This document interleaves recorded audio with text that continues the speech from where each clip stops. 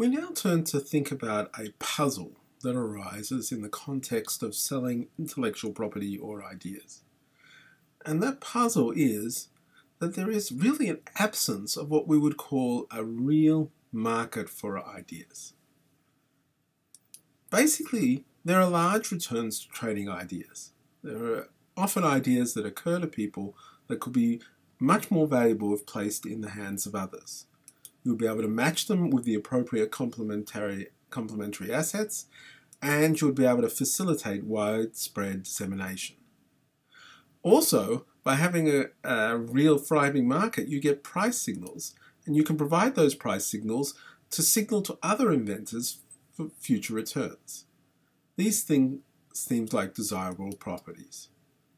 However, it is rare to see ideas exchanged in an organized market where the price is shaped by the options available to both buyers and sellers. They tend to be more bilateral trades, just one idea seller and one idea buyer coming to a deal with each other, and the terms are not very transparent. So what I want to consider here is why. Well, what does economics say about when we should see an effective market? That is, what does it say about effective market design? Al Roth won a Nobel Prize in 2012 for his contributions to the idea of market design. And he identified 4 conditions, 3 primary and 1 additional, that generate effective markets. They are thickness, non-congestion, safety, and repugnance. Now, what we're going to do is go through and apply those things. Thickness is that there are many buyers and sellers. Non-congestion means that those buyers and sellers aren't playing around with timing in order to get strategic advantage. Safety means that when you transact in the market, you expect things to work out, contracts to be honoured, and so forth. And repugnance, or in particular its absence, is other social barriers that might exist to actually having ideas, or in our case ideas trading, but could it impinge on markets more generally. Let's start off with some other aspects of the nature of ideas that may turn out to be important in thinking about whether ideas markets exist. First of all, ideas tend to have a complementarity to them. That is the degree to which a value of an idea is higher when you have access to other ideas. No idea really exists in isolation. You put 2 or more ideas together to generate value. Some ideas have more of that relationship and more of that link than others. That's idea complementarity. Ideas can also be subject to value rivalry. Now, we know that ideas are non-rival in the sense that I can use an idea and you can use an idea without us actually increasing or having to produce the idea twice. But ideas can be rival in value even with that procedure. So, for example, something with very high value rivalry, where my use of it harms your use of it, is, for instance, a financial engineering algorithm or a process innovation that is used in a competitive context. Okay? If I am a firm and I have a way of producing something at lower costs, I don't want my rival firms to also have that access to that idea. Okay? By contrast, ideas with low value rivalry are things like music and medical knowledge. I don't care whether you also consume music, and I don't care whether you also get cured by medical knowledge. It doesn't impact on me negatively. The third characteristic that's interesting about ideas that is not emphasized enough is the degree to which it is subject to user reproducibility. That is, what is the cost to users of taking the idea and reproducing it in potential competition with the initial holder of the idea? So ideas with high user reproducibility would include, of course, digital music. We know that music gets copied all the time by users. It's very easy to do. Most digital goods have that quality to them. Ideas with low user reproducibility are things like tacit process innovation, know-how, knowledge that's embedded with some people, and other people can't very readily see what that knowledge is. That's related a bit to whether you can keep something a secret. Okay. Turning to the conditions, what drives thickness in ideas market? Well, it's a problem. It's a problem because there's a generic issue with markets associated with because it's made difficult by idea complementarity. Effectively, the demand for a package of things can cause hold-up, and it can also be impacted on by uncertainty. What I mean by that is if I need to acquire, say, 2 patents, and I acquire one of them, and only if the 2 of them are put together are they valuable, then if you are the patent holder of the second patent, well, you can hold me up for the whole value of both ideas, not just one. That makes it hard for me to assemble these packets. It's much like if a developer tries to acquire land. It's difficult for the developer, wants to acquire all the lots they need in a single hit, because if somebody just holds out, then you've got a problem. So what are your strategies in this sort of situation? Well, to prevent this sort of hold-up, we have a lot of standard-setting organizations. We see that all the time in biotechnology, most notably in mobile phone technology.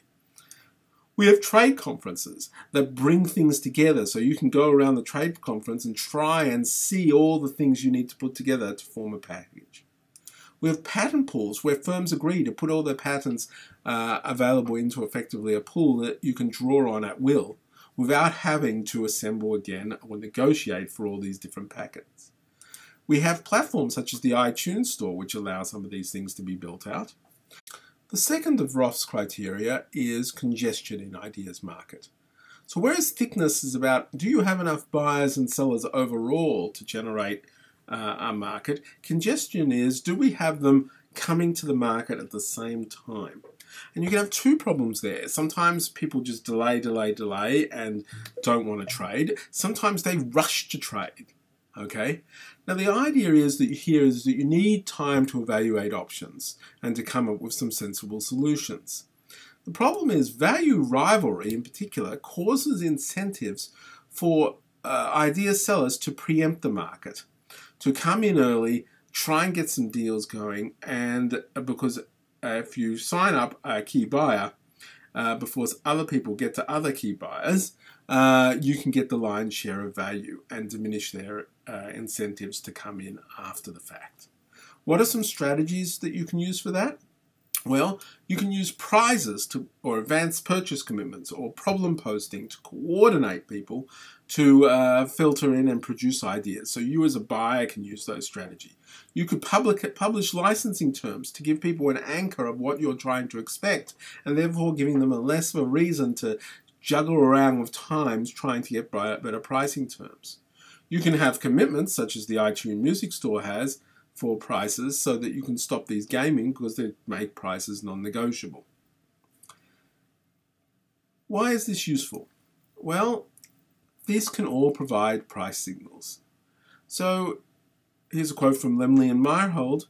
Imagine a stock market in which buyers and sellers couldn't find out the prices at which anyone else sold a share of stock.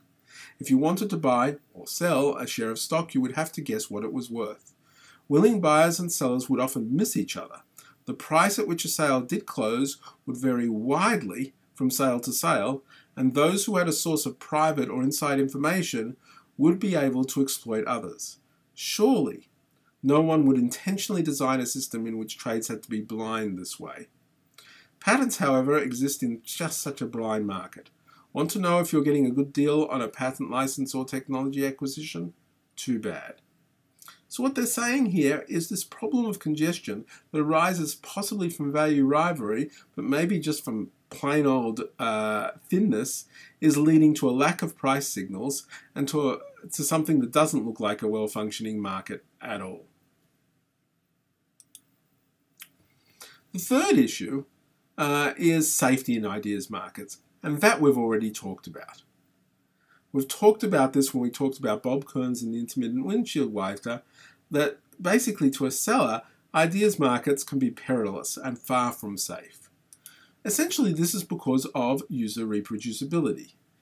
What this means is that users can become competitors, can avoid payment, a la Arrow's disclosure problem, and your strategies you're left with are trying to bundle things together, so that you can bundle an idea with a physical good. Blackmail, the competition strategy that we outlined earlier. Building up a reputation or looking for people with a reputation for not doing these things. So we're back down to the disclosure problem again that leads to problems of safety in ideas markets. So we've got 3 thus far: thickness, congestion, and safety not operating well. What about repugnance? Our ideas are repugnant good. Well, what are repugnant goods? Repugnant goods are those for which there are strong social norms or even legal constraints, but they're reflective of those norms, on exchange at a positive price or at all. Okay? So ask yourselves, I'm going to go through a little exercise, a little bit different online than in class, but consider yourself, should the following be permitted? Are you happy with Apple charging a price much higher than marginal cost for an iPhone? Are you happy with a pharmaceutical firm charging a price much greater than marginal cost for a baldness treatment? Are you happy for a pharmaceutical firm charging much higher price greater than marginal cost for a malaria treatment? Remember, malaria mostly exists in sub-Saharan Africa. What if it was discovered with public funds? You notice a trend here. We're coming down where you feel comfortable. Should a record label have a right to prohibit an artist from playing their own music with heavy penalties for infringement? Why would they do that? Well, they can. What if you ended up in an auction between you and your health insurance company to exclusively access your genetic profile? Is that something you think is good? Do we like the idea that there might be secret payments by the government to journalists and bloggers to express particular opinions on their own? Do you think it's a good idea for the sale of credit for a discovery by a student to a faculty member? Student discovers something, faculty member needs it for tenure, faculty buys the idea from students, no one's the wiser. Something good? Obviously, this little exercise leads you to there are some things that are acceptable and some things that are far less acceptable. But when you think about why they're less acceptable, it's because of something non-economic or social. And this is not a new view. For instance, Benjamin Franklin wrote, "As we enjoy great advantages from the inventions of others, we should be glad of an opportunity to serve others by any invention of ours. And this we should do freely and generously." That is not the maker of somebody who wants to assert their intellectual property rights. And we see this also in the notion of information wants to be free by Stuart Brand, 1984. So in many settings, we have strong moral and value-based arguments regarding that the idea of a price of an idea should be identical to its marginal cost. In this case, 0. Chris Anderson writes that this is related to the psychology of free and that ideas will move much more freely if they were free. That is true for any good. If you can't unload a good when it doesn't cost anything, it's not going to be sold very much. But we also have interesting situations where not only consumers are interested in free for an idea, some of the strongest voices for free in ideas are those who actually supply the ideas themselves. They don't think they should be making money out of it. So ideas have a repugnance angle to them. Now, this is very similar to the repugnance angle that was demonstrated by our Roth when he thought about markets for things such as kidney transplants. For kidney transplants, there is no market. You can't buy and sell kidneys except for a few places like Iran.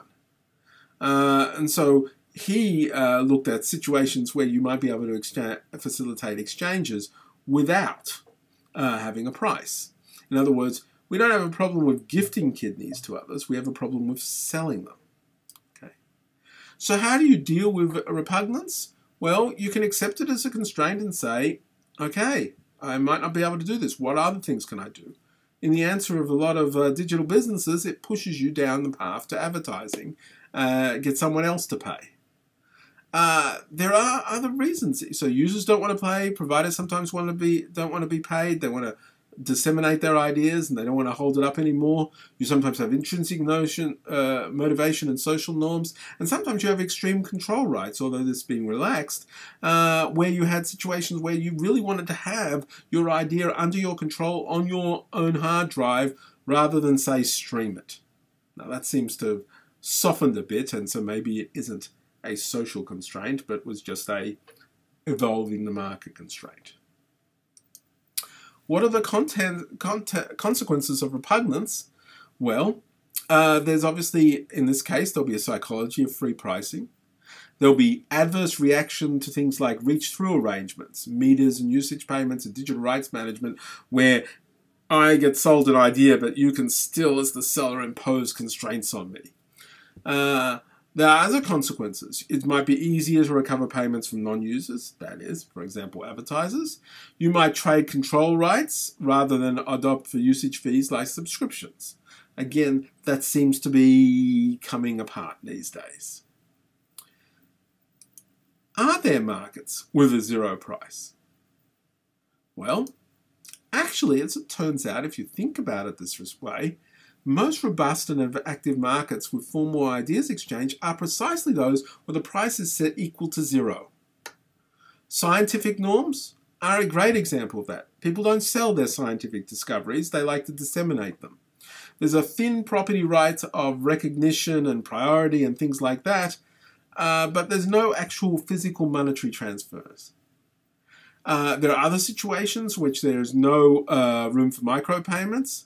There's sometimes persistent failures of DRM and software subscription models have pushed people towards that. You see now a lot of markets, most significantly recently in the ad blocking discussion we had, there's a reluctance for all sorts of constraints on what people consume. You also see ideas trading in a very efficient way where there are free norms. The whole existence of Wikipedia is an example of that. Open source software, code being given freely between different developers. And science, of course, I've already mentioned. Here's what a zero price encourages. It encourages thickness because you get a quid pro quo exchange. It encourages non-congestion because all of the strategic behavior associated with timing was all about manipulating prices. And it encourages safety. If the price is zero, there is nothing left to lose in terms of, being expropriated. You didn't expect anything in the first place.